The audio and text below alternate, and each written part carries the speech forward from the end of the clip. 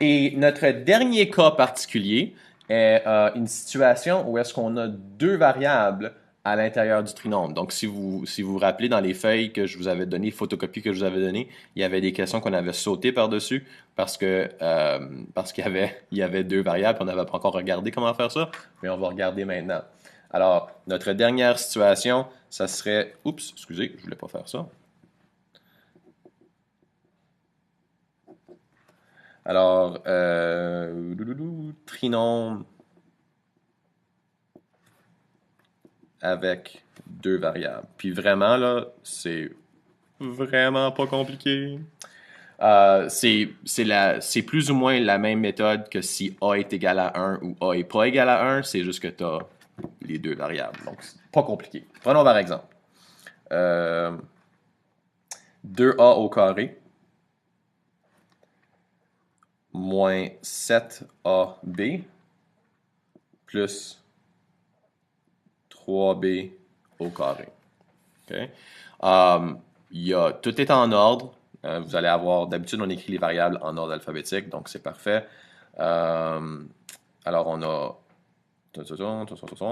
Il n'y a pas de facteur commun. Quand que vous voyez que vous avez une situation comme ça ici, là, A au carré, B au carré, puis AB dans le milieu, là, vous savez que c'est une situation avec deux variables. Puis vous utilisez les mêmes méthodes que vous avez utilisées pour A est égal à un ou A est pas égal à un. Alors ici, donc, vous vous concentrez sur les chiffres, sur les nombres, les coefficients. A est égal à 2. Alors, on veut trouver deux nombres qui vont s'additionner pour donner... Non, j'enregistre une vidéo puis tu me déranges. Bye bye, monsieur Roland. Alors, on cherche deux nombres qui vont s'additionner pour donner moins 7. Oui. Et monsieur Roland me dérange, excusez. Et donc, deux chiffres qui s'additionnent pour donner moins 7, mais qui se multiplient pour donner 6. Okay, parce que c'est 2 fois 3, 6.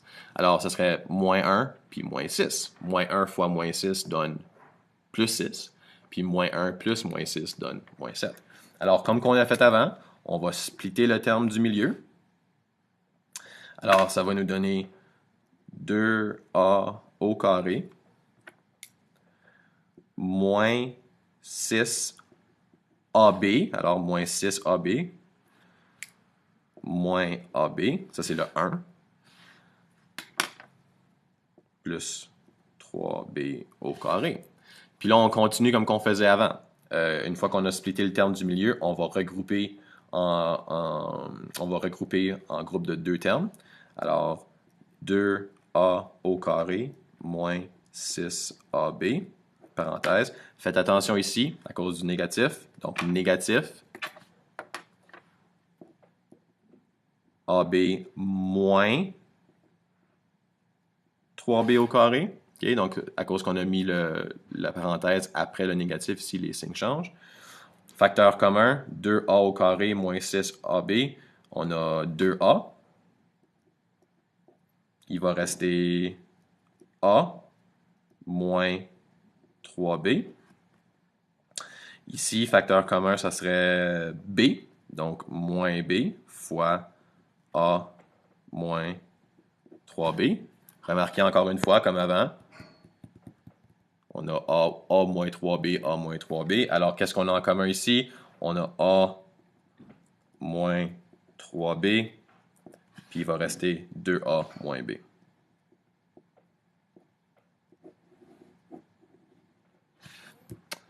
Et donc, c'est un petit peu plus compliqué, mais encore une fois, il faut juste reconnaître qu'on a deux variables, mais qu'on se concentre sur les coefficients. Faisons-en un autre. Faisons-en un autre. Zozazi, zuzu. Monsieur Zosselin ne sait pas parler. Alors, si on regarde 10, C au carré, moins CD, moins 2D au carré. Est-ce que nos termes sont dans la bonne ordre? Oui. On a C en premier, après ça D. Est-ce qu'on a un facteur commun? Absolument pas. Alors, on se cherche deux nombres qui vont s'additionner pour donner moins 1, puis qui vont se multiplier pour donner moins 20. Degré, le facteur de moins 20. C'est pas 1 puis 20, c'est pas 2 puis 10, 5. Oh, 5 puis 4. 5 puis 4. Oui, 5 puis 4. Si on fait moins 5 plus 4, ça va fonctionner. Alors, on va splitter le terme du milieu. 10C au carré moins 5CD plus 4CD moins 2D au carré. On regroupe 10C au carré moins 5CD. Ici, on a un plus, alors les signes n'ont pas besoin de changer. 4CD moins 2D au carré. Qu'est-ce qu'on a en commun dans la première parenthèse? 5C, on a 5C en commun. Alors, 5C, qu'est-ce qui reste? 2C moins D. Deuxième parenthèse, qu'est-ce qu'on a en commun? On a 2 et on a D. Alors, 2D. Puis qu'est-ce qui reste? 2C moins D. Remarquez encore une fois, 2C moins D, 2C moins D. Si à cette étape-là, on n'a pas ça ensemble là, qui est pareil, on sait qu'on a fait une erreur à quelque part. Alors, rendu ici, qu'est-ce qu'on a en commun? 2C moins D. Et il nous reste 5C plus 2D.